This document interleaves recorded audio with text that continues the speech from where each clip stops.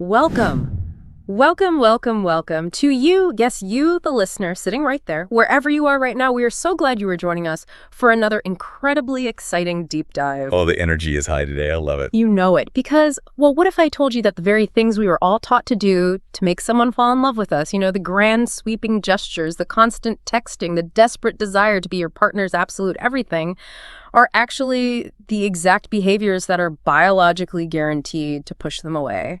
It is a terrifying thought, isn't it? Terrifying. But, it is also incredibly liberating once you actually understand the mechanics behind it. I'm still trying to wrap my head around it, to be honest. We have a fantastic mission today. We are looking at a stack of incredibly insightful sources that detail the core pillars of relationship charisma. Yeah. And our mission, the ultimate goal of today's deep dive, is to uncover what actually makes someone magnetically attractive in a relationship. And I am so ready for this, because if there is one thing I have always prided myself on, it is knowing romance. Is that so? You consider yourself a bit of a relationship expert, then? Oh, absolutely. I am proudly a hopeless romantic. I have watched every single cheesy romantic Hollywood movie ever made, and I've taken copious notes on all of them. Oh, boy. So I know exactly how charisma is supposed to work. True relationship charisma is when you act exactly like a movie star giving this grand, dramatic speech. It is about standing outside someone's window in the pouring rain, holding a stereo above your head. It is about deploying those smooth, perfectly memorized pickup lines you saw in a viral video. Oh, please no. And of course, it means buying endless amounts of incredibly expensive gifts to prove your devotion. That is how you become undeniably magnetic, right? Okay, let's just stop right there. I have to gently but very firmly shut this entire Hollywood fantasy down. What? Why? I am sorry to break it to you, but those grand dramatic movie gestures, that fake charm wears off in about 5 minutes in the real world. 5 minutes? But the boombox in the rain, the endless bouquets of roses. I have been conditioned by society to believe this is the absolute peak of human connection. Right, it is a beautiful scene in a movie, sure, but movies only have to last for 2 hours. That's a good point. True magnetism, real relationship charisma, is not about performing magic tricks. It is not about acting like an actor on a stage reading a script. Those things are completely exhausting to maintain. I guess holding a boombox does get heavy after a while. Exactly. The most magnetic people in the real dating world are not the loudest, and they certainly are not the most dramatic. True charisma actually comes from emotional maturity, deep self-respect, and showing up as your genuine, authentic self over years and decades. Oh, wow. Yeah, it is about making a partner feel completely safe, energized, and respected. So you were saying I should probably return the boombox and the tuxedo I rented for this weekend. I highly recommend returning them. Keep the receipt, because today we are going to walk you, the listener, through the 6 core habits that actually make you instantly charismatic and irresistible in love. Okay, I'm taking notes this time. For real. Good. And I want to make this very clear to you.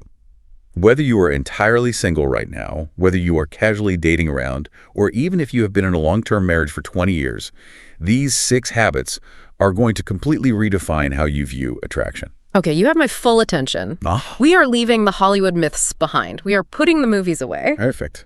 So if we transition from the movie screen to daily reality, we have to look at what a person's daily life actually looks like before they even enter into a relationship. And that brings us to the first massive concept in our sources, having an independent identity and a rich personal life. Exactly. Now, I have a major, super relatable question about this. Let me push back here for a second. Go right ahead. Let's hear the romantic defense. Wait, isn't the ultimate romantic goal to do literally everything together? Why shouldn't my partner be my entire life? No. If we are truly in love, shouldn't we go to the grocery store together, fold the laundry together, and only watch television shows if the other person is sitting right there on the couch? We are supposed to be 2 halves of a whole, right? Right. We complete each other. That sounds incredibly sweet in theory, and society certainly pushes that narrative, but in practice, making someone your entire world is the exact opposite of charisma. It is. Yeah, it is actually suffocating. Let's talk about a concept from our sources that we can call the cool world. The cool world. Okay. I want you to imagine meeting someone new, and you ask them, what do you do for fun? What are your hobbies? And their only hobby is sitting by the phone waiting for you to reply to a text message. Oh, Yikes. When you put it like that, it does not sound very romantic. It actually sounds a little scary. Exactly. It does not sound romantic at all. It sounds like an exhausting, needy burden. The most attractive partners, the ones with true, lasting relationship charisma, are those who already have a full, vibrant, cool world before love even enters the picture. Right. Think about the mechanics of desire. Desire requires a little bit of space. Yeah. You cannot want something that is already pressed flat against your face 24 hours a day. That makes so much sense. If my partner is constantly hovering over me, doing every single mundane task with me, there is no mystery. Not at all. There is nothing new for them to bring to the table at the end of the day, so they actually need to have a life of their own. Let's really slow down and unpack this deeply. What does building that cool world actually look like on a daily basis? It looks like having distinct personal ambitions. Mm-hmm. It means you have a career or maybe studies that you deeply care about, completely independent of your romantic life. Yeah. It means you have your own workout routines for your physical health. You have fun hobbies that do not involve your partner at all. Maybe you love to paint, or you go hiking with your own group of friends on a Saturday morning, or you're taking lessons to learn how to play a musical instrument. Okay, I'm starting to see the logical foundation here. If I have all of those things, the career, the fitness, the hobbies, the friends, then I am not just sitting in a dark room staring at a screen, wondering what my partner is doing. Right, and building up resentment because they haven't texted you in an hour. Precisely. And our sources point out a truly brilliant rule of thumb. A healthy relationship should be a beautiful slice of your life, not your entire A life. slice, not the whole pie. Exactly. When you are highly independent, staying together becomes a conscious, valuable choice. You are actively choosing to spend time with them rather than clinging to them as a needy obligation simply because you have absolutely nothing else to do. That is a profound shift in perspective. You are not a burden, you are a choice.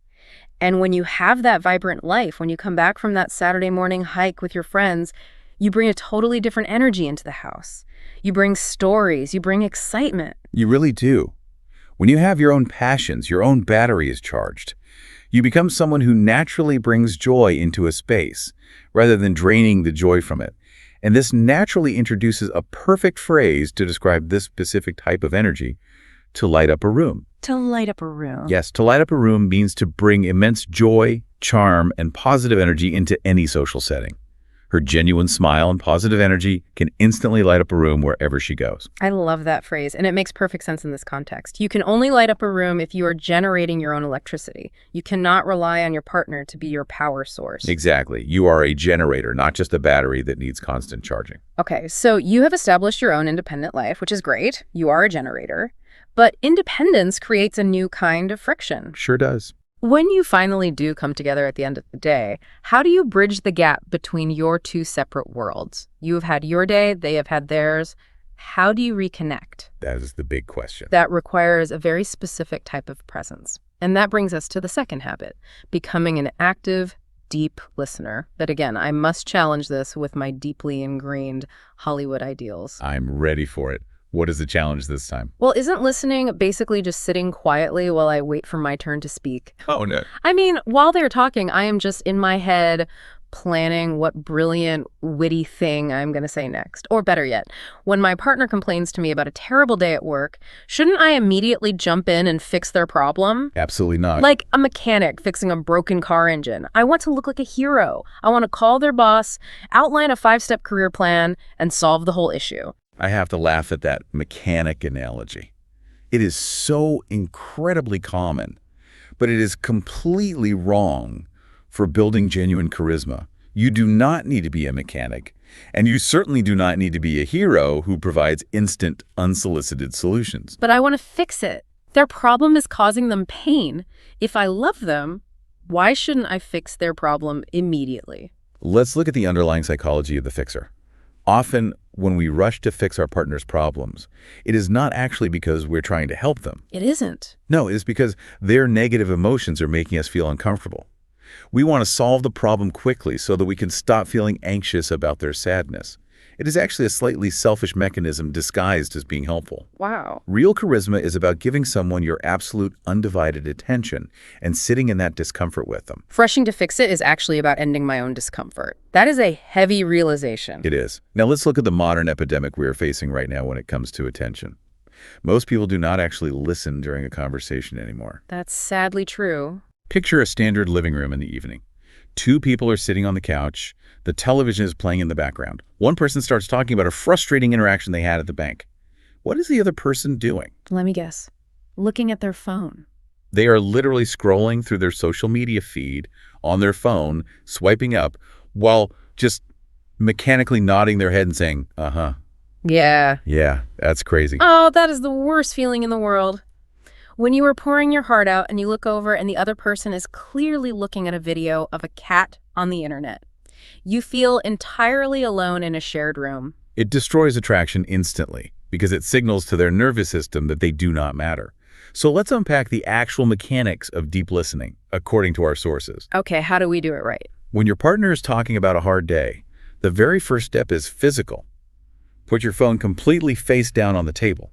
Or better yet, put it in another room. Completely remove the visual distraction. Phone face down. That alone is a massive statement in today's digital world. It silently says, you are more important to me than whatever is happening on this screen. Exactly. It sets the stage. Next, you give them your absolute eye contact. You soften your facial expressions. And finally, you just validate their emotions without trying to fix things. Just validate. You don't jump in with a 10-point plan to solve their career crisis. You simply give them the safe space to express themselves fully. You might just say, that sounds incredibly frustrating. I'm so sorry you had to deal with that today. So I am intentionally leaving my mechanic tools in the toolbox. I am just being fully present. I am letting the silence hang if it needs to. Yes, because the ultimate secret to deep emotional attraction is making sure your partner feels truly understood on a foundational level. When you do this, you help regulate their nervous system just by being a calm presence. That's beautiful. And we use a very specific phrase for this feeling. To feel seen and heard. To feel seen and heard means to feel deeply understood, valued, and respected by someone. A truly charismatic partner makes you feel seen and heard during every conversation. To feel seen and heard. That is incredibly powerful. It is so rare these days to find someone who just listens without interrupting, without judging, and without fixing. It really is rare. Now, bridging the gap between independent lives with deep listening requires a lot of maturity. It requires setting your own ego aside, right? You have to stop wanting to be the smart hero in the conversation. Exactly right. And this logically brings us to the third habit, having authentic confidence with humility. But wait, I have to step in here and defend my romantic illusions again. I can hear the Hollywood movie logic brewing in your head again. Let's hear it. My romantic pushback is this. I always assume that true confidence means being the absolute loudest, most dominant person in the room. Right, the alpha mindset. Yeah, it means having to win every single argument so my partner knows I am strong and capable. And most importantly, I must never ever show a flaw so my partner thinks I'm completely perfect all the time.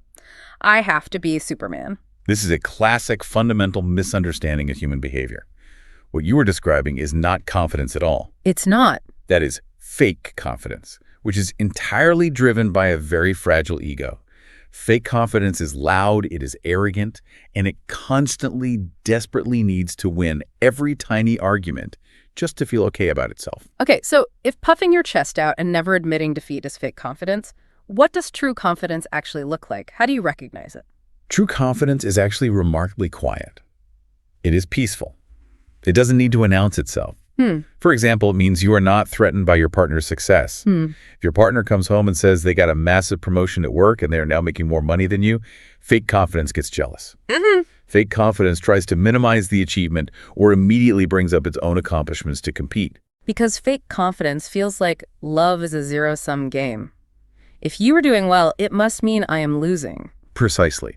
But true confidence celebrates that promotion genuinely because they do not feel insecure in their own worth. Furthermore, true confidence drops the need to constantly control every move in the relationship or prove themselves right over trivial matters. They are completely at peace with who they are. So it is really about accepting yourself entirely, both the bright, shiny parts and the flawed, messy parts. Exactly. Being at peace with your strengths and your flaws. Let's look at a very specific daily example that our sources highlight. Let's say you make a mistake, a completely human mistake. Like what? Maybe you forgot to pay the electricity bill, or you showed up an hour late to a really important dinner reservation. If you have fake confidence, you cannot handle the shame of that mistake. So you throw a defensive tantrum. I see where this is going. You get angry, you deflect, or you blame the weather. You say, well, the traffic was terrible and my phone died and you didn't remind me, so really it's not my fault. Oh, I know people who do exactly that. It is completely exhausting to argue with them because nothing is ever their fault. The mental gymnastics they do to avoid blame is staggering. It is deeply unattractive because it forces the partner to become the parent in the relationship, managing a child's emotions. True confidence simply acknowledges the reality of this situation quietly and calmly. Which brings us to our next key phrase, to own up to something. To own up to something. Yes, to own up to something means to admit your mistakes, take responsibility, and offer a sincere apology. Instead of making silly excuses, a mature person will always own up to their mistakes. Just simply owning up to it, looking them in the eye and saying, I'm sorry I was late, I managed my time poorly, and I apologize. Let's try to salvage the evening. That's it. It is almost shockingly attractive when someone does that because it is so rare, it shows such incredible emotional maturity, it completely diffuses the fight before it even begins. It really does. It removes the friction instantly. And it takes that kind of quiet confidence and deep maturity to know your own flaws. But knowing your flaws also means knowing your limits, which seamlessly connects us to the fourth habit, setting strong personal boundaries. Oh no. Boundaries. Okay, I am going to panic and push back heavily here. Why does the word boundaries make you panic? It is a very healthy word. Wait, if I set boundaries, won't my partner think I don't love them? Shouldn't I just be a total people pleaser? No. I feel like the safest, smartest strategy for keeping a relationship alive is to agree with literally everything they say, 24 hours a day, 7 days a week, so they will never, ever have a reason to leave me. If they want to eat sushi every night, I suddenly love sushi. If they want to pack up and move to Alaska to live in a cabin, I am tacking my winter coats. I just want to keep the peace. This is perhaps the most dangerous and common trap in modern relationships. We can call it the agree with everything trap. It sounds so safe, though. A lot of people, often out of a deep fear of abandonment, think that being a total people pleaser is the magical key to being loved. They think, if I am perfectly agreeable, I am perfectly lovable. But here is the practical psychological truth. Having no opinions and having no red lines makes you completely invisible. Invisible? What do you mean by that? How can I be invisible if I am sitting right next to them agreeing with them? Let's use an analogy. Think about the human immune system. The immune system. Okay, I am intrigued. The immune system's primary job is not to hate the outside world. Its job is simply to define what is you and what is not you. It creates a boundary so that your body can exist as a distinct, healthy entity. Okay, tracking with you. If your immune system fails, Yeah. you merge with the bacteria around you and you get very sick. Emotional boundaries work exactly the same way. They define where your identity ends and your partner's identity begins. When you have no boundaries, when you just agree with everything, you lose your unique flavor as a human being. You just become an extension of them. Exactly. You become a mirror, not a person. You are just reflecting their desires back at them. And while that might stroke their ego for a few weeks, nobody can be magnetically attracted to a mirror for very long. It's just boring. It is boring. A relationship needs two distinct entities to have a connection. Think of a bridge. A bridge needs two separate, strong banks of a river to connect. If those two banks just wash together and merge into mud, there is no bridge anymore. That is a terrifying thought. You completely erase your own personality just to keep the peace, and in doing so, you destroy the very foundation of the attraction. You become the mud. Precisely. Setting a strong boundary, saying a respectful no, does not push people away. It actually skyrockets your charm. It proves you are a distinct, separate individual with your own moral compass and your own needs. Let's deep dive into what that polite, calm disagreement actually sounds like in real life. Because I think people are afraid that a boundary has to be a harsh, aggressive wall. They think it means shouting, "No, I refuse." It doesn't have to be harsh at all. It is just transparent communication about your internal state. Let's look at a common scenario. Let's say your partner wants to go to a really loud, crowded party on a Friday night, but you have had an incredibly exhausting, stressful week at work. Your social battery is completely empty. Right. A people pleaser would ignore their own exhaustion, force themselves to go to the party, silently resent their partner the whole night, and be in a terrible mood. Ruining the night anyway, and probably starting a massive fight on the car ride home. Exactly. Yeah. But someone with high relationship charisma, someone with boundaries, simply says, I love spending time with you, and that party sounds fun, but I am totally drained tonight. I'm going to stay home and rest, but please go and have a fantastic time and tell me all about it tomorrow morning. Wow. That is so clean. There's no drama, no guilt trip, no martyrdom. And what that does is it shows that you value your own time, your own energy, and you respect yourself enough to care for your own needs. When you prove that you are a mature adult with high self-esteem and not a pushover, you subconsciously force your partner to respect you as well. Human beings are naturally drawn to those who respect themselves. That makes total sense. We respect people who have a spine.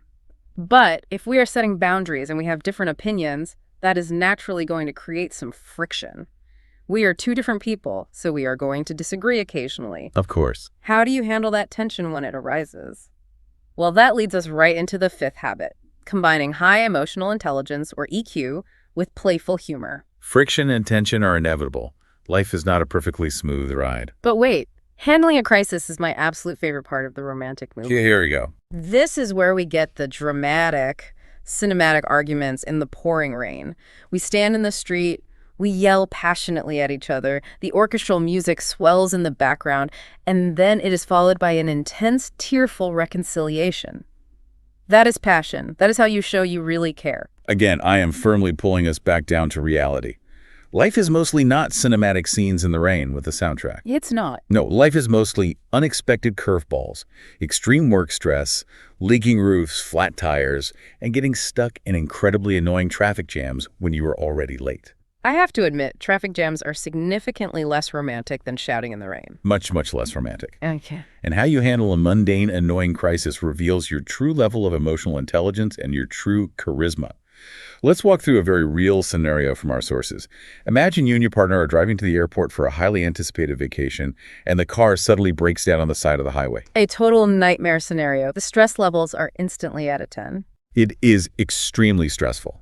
Now, someone with low emotional intelligence, low EQ, will instantly let their nervous system completely take over. They will start screaming, hitting the steering wheel, blaming their partner for not checking the oil last week, catastrophizing about missing the flight, and essentially ruining the entire start of the vacation. Which makes the partner sitting in the passenger seat feel incredibly anxious, attacked, and totally unsafe. Exactly. The partner goes into a fight or flight response themselves. But true charisma is about staying calm and managing your anger during these exact mundane frustrations. So they don't freak out. The charismatic partner feels the exact same stress, but they regulate it. They pull the car safely over, take a deep breath, and say, well, this is terrible timing, but panicking won't fix the engine. Let's figure it out together. I will call a tow truck. Can you look up an alternate ride share to the airport? That rational, steady problem solving is so reliable. And reliability is incredibly attractive when the outside world suddenly feels chaotic. It makes you feel like you are with an adult. It is deeply attractive. It provides a secure base. But here is the critical second half of Habit 5. It is not just about being a serious, stoic robot who flawlessly executes problem-solving algorithms. Right, because if you are just a robot, it gets boring. Exactly. You have to balance that emotional maturity with playful humor. So we are not just business partners coldly managing a corporate crisis. We are still a couple. Right. You have to have the ability to joke around and laugh at minor daily disasters. Let's go back to our broken down car on the side of the highway. Okay, we're back in the car. Once the tow truck is called and a ride share is on the way, the charismatic partner might look at the absurd situation, smile, bump their partner's shoulder and say, well, look on the bright side. At least we aren't sitting at work staring at spreadsheets right now, right? I love that. Finding the absurdity in the misery. Exactly. Being able to find the lightheartedness to create silly, joyful moments even when things go totally wrong is what keeps the relationship dynamic, fresh, and fully alive. It shows resilience. It says we can handle anything and we can still laugh.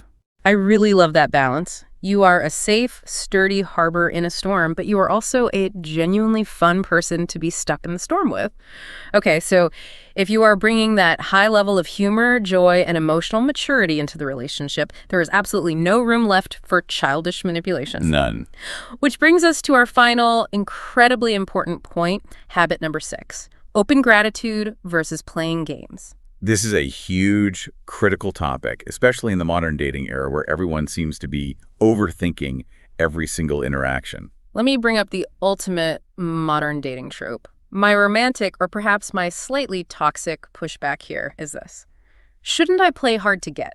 to seem mysterious and desirable. Let us are. Like, if they text me, I should deliberately set a timer and wait exactly 3 hours and 14 minutes to reply, right? Or I should act occasionally cold and distant so that I have all the power in the relationship. You have to keep them guessing so they stay interested. I want to aggressively, completely dismantle this entire mindset right now. Our sources are very clear on this. Truly charismatic, emotionally mature people find those games to be incredibly childish and, honestly, completely boring. Boring, really, but it creates suspense. It makes the relationship feel like a thrilling chase. It doesn't create healthy suspense. It creates deep anxiety. Let's look at the psychology behind it. When you play hot and cold, you are relying on a psychological concept called intermittent reinforcement. Intermittent reinforcement, what's that? It is the exact same mechanism that makes slot machines in a casino so addictive.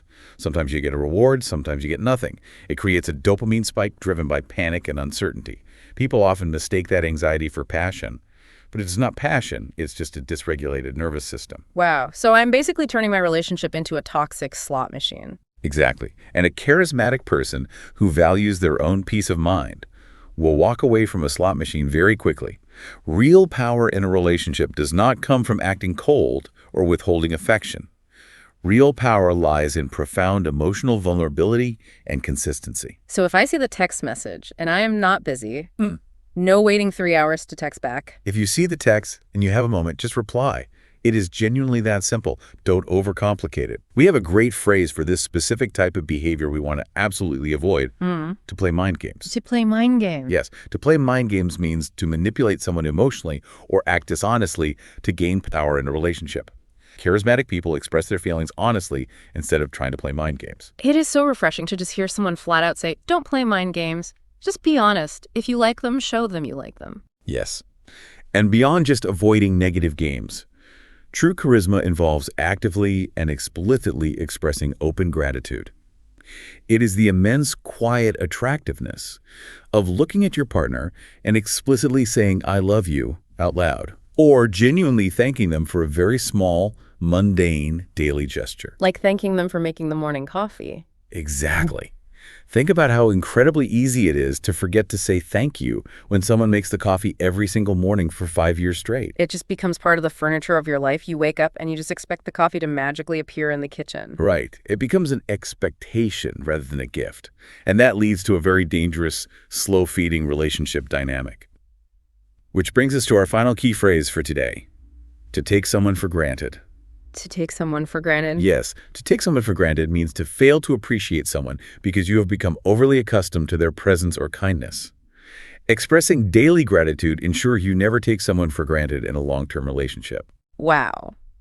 Expressing daily gratitude ensures you never take someone for granted in a long-term relationship. That is a brilliant rule to live by. Saying thank you for the coffee, saying thank you for doing the laundry, saying thank you for just being you. Exactly. It replaces the childish, anxiety-inducing mystery of mind games with a very deep, mature, stabilizing appreciation. And that profound appreciation is what builds a bond that lasts for decades in the real world, not just for a 5-minute movie montage.